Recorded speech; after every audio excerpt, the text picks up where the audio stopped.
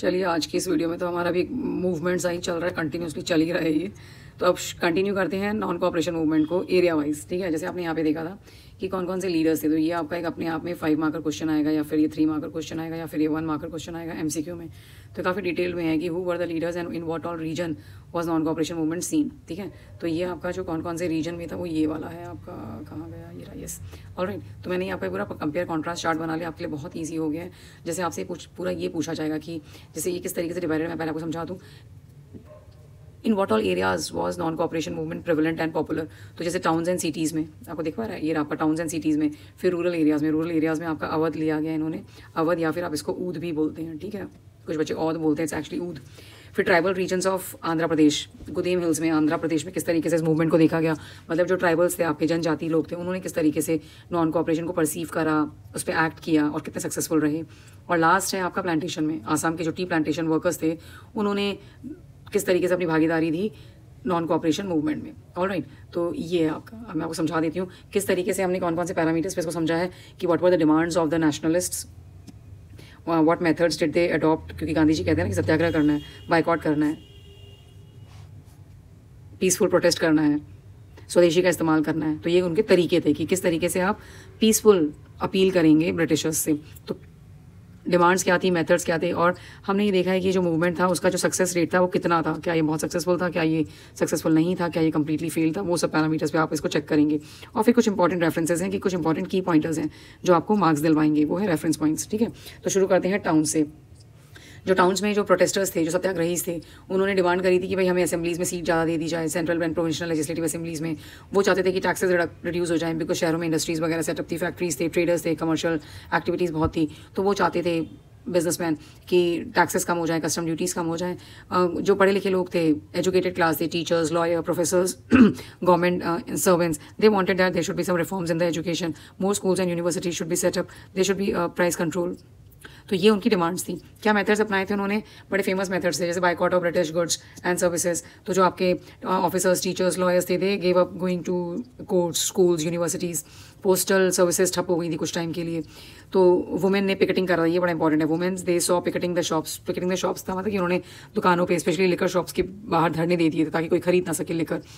और साथ में गांधी जी ने कहा कि करना क्या है भाई, ये तो बताओ, ये तो नहीं करना है। तो उनको था प्रमोशन ऑफ खादी, कि खादी को सबसे ज़्यादा प्रमोट किया जाए। और खादी एक सिंबल बन गया था सेल्फ रिलायंस का। ठीक है, तो गांधी जी चाहते थे कि जो हमारी इकोनॉमी है वो बूस्ट हो जाए।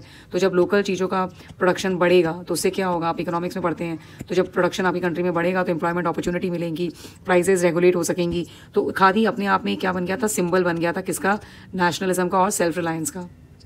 आपने पावर शेयरिंग में पढ़ा है, कुछ प्रूडेंशियल रीजंस होते हैं और कुछ मॉरल रीजंस होते हैं। तो वैसे ही खादी के इस्तेमाल का भी मॉरल रीजन थे और कुछ प्रूडेंशियल रीजंस थे। बहुत अच्छा एग्जांपल है समझने के लिए। तो ये तो था मेथड शहरों में। अब reasons for its failure, simple सी बात है।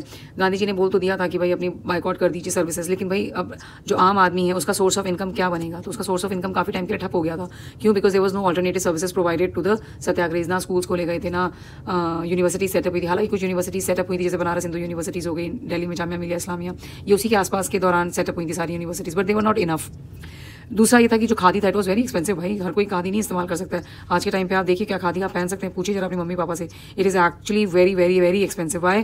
Tell me why, put it in the chat window, क्यों ये इतना एक्सपेंसिव है। ठीक है, और लास्ट पॉइंट है आपका रेफरेंसेस। तो खादी वॉज बीइंग एम्फोसाइज्ड, जो अपने आप में एक सिंबल बन गया था। Women participation was visible and of course bonfires were set up seen on the streets. Bonfires क्या होती है? आग जला देना, है ना, जैसे होलिका जलाते हैं, दैट इज बोनफायर।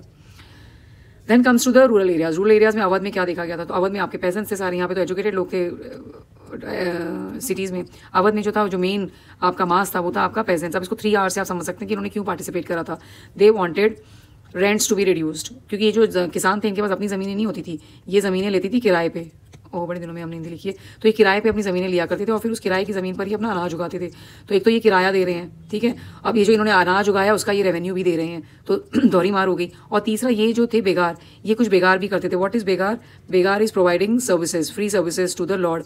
अब जिसने ये ज़मीन दी है, ये उसी की ज़मीन पर क्या कर रहे थे? सर्विसेज भी प्रोवाइड करते थे। सर्विसेज प्रोवाइड करने का मतलब है जैसे उनका डोमेस्टिक वर्क करना, या फिर उनके बड़े बड़े लैंड्स होते थे, उस पर ये अपने मालिक के लिए काम करते थे, जिसके लिए इनको एंड ऑफ द डे कुछ नहीं मिलता था, उसे कहते हैं बेगार। तो ये सब कुछ सर्विसेज जो ये थे pageants of Awadh, they wanted that they should be abolish, they should be removed. Alright, so for this reason they participated in the non cooperation movement. फिर इसमें लीडरशिप किसे संभाली थी? लीडरशिप अवध में संभाली थी जवाहरलाल नेहरू ने, या फिर आप कह सकते हैं कांग्रेस ऑल्सो। और यहाँ के जो लीडर थे, लोकल लीडर, क्योंकि लोकल लीडर का जो रीच होता है वो बहुत बड़ा होता है, वो गाँव में हर लेवल तक जाकर लोगों को प्रोत्साहित कर सकता है, मोटिवेट कर सकता है टू जॉइन द कॉज। तो Baba Ramchandra along with Nehru they took lead in Awadh. क्या किया गया था? इन्होंने more than 300 Kisan Sabhas were set up. This is very important, it is called as Awadh Kisan Sabhas. तो ये एक रीजन बन गया था जिसके चलते लोग ज़्यादा पार्टिसिपेट कर रहे थे अवध में।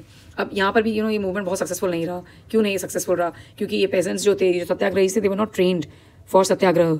दे did not know how to peacefully appeal their oppressors. उनको नहीं मालूम था कि अपने लैंडलॉर्ड से किस तरीके से शांतिपूर्वक नेगोशिएट करना है। नहीं, वो सीधा दंगे पे उतर आते थे। तो उन्होंने किसके घर डैमेज कर दिया? तालुकदास के घर जला दिए गए थे लिटरली, है ना। उसमें कई जो सत्याग्रही थे उनको जान से हाथ भी धोना पड़ा। और ऑफकोर्स जो गांधी जी का नाम था उसको मिस यूज़ किया गया था to provoke the peasants against Britishers. तो ये कुछ नुकसान हो रहे थे नॉन कॉपरेशन मूवमेंट के, बिकॉज लोगों को समझ में नहीं आ रहा था कि भाई करना क्या है। अब इसमें जो की कॉन्सेप्ट है वो इंडेंचर्ड लेबर।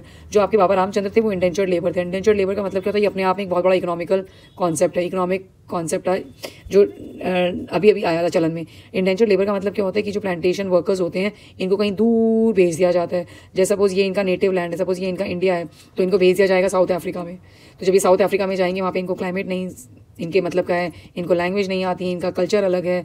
तो ये क्या होगा, ये वापस यहाँ से भाग के इंडिया में आना इनका ऑलमोस्ट नामुमकिन था। तो this practice of economy which was developed during the colonization period was called as indentured labour. तो ये एक नया कॉन्सेप्ट शुरू हुआ था जिसमें बाबा रामचंद्र आपके इंडेंचर्ड लेबर थे। बेगार का एक नया कॉन्सेप्ट आपने पढ़ा है, और of course Awadh Kisan Sabha. So I think I am making some sense to you how non cooperation movement unveiled in Awadh. ठीक है, उसके बाद आते हैं ट्राइबल्स पे। ये थोड़ा इंटरेस्टिंग था। ओहो, वो क्या था आपका कि ट्राइबल्स में गुदेम हिल्स के आंध्र प्रदेश के लोगों ने पार्टिसिपेट किया था। इनका सिंपल सा मतलब था कि भाई हमें हमारे फॉरेस्ट लॉज रिपील कर दो, हमें जंगलों में आने जाने की सिंपल परमिशन दे दी जाए जैसे हमारी, क्योंकि जो फॉरेस्ट होते हैं ये इनके लिए गॉड होते हैं, है ना। इनकी पूरी लाइफ इनके ऊपर डिपेंडेंट होती है। इनका सोर्स ऑफ लाइवलीहुड क्या है? आपका जंगल है, और इनको जंगल में ही जाने से रोक दिया गया। तो इनके जो लीडर आए थे वो थे अलूरी सीताराम राजू। अलूरी सीताराम राजू ने जो प्रैक्टिस थी इनकी वो थी कि गुरिल्ला वॉरफेयर, यानी कि मिलिटेंट, इनका नाम दिया गया एनसीईआरटी में मिलिटेंट वॉरफेयर, यानी कि जंगलों में छुप के और फिर खूब मारकाट की जाए, और उस मारकाट में चाहे किसी का खून जाए या ना जाए, लेकिन आपका पर्पस सॉल्व हो जाना चाहिए। तो ये इनकी प्रैक्टिस थी।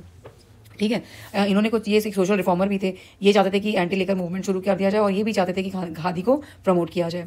लेकिन क्यों ये फेल हो गया मूवमेंट?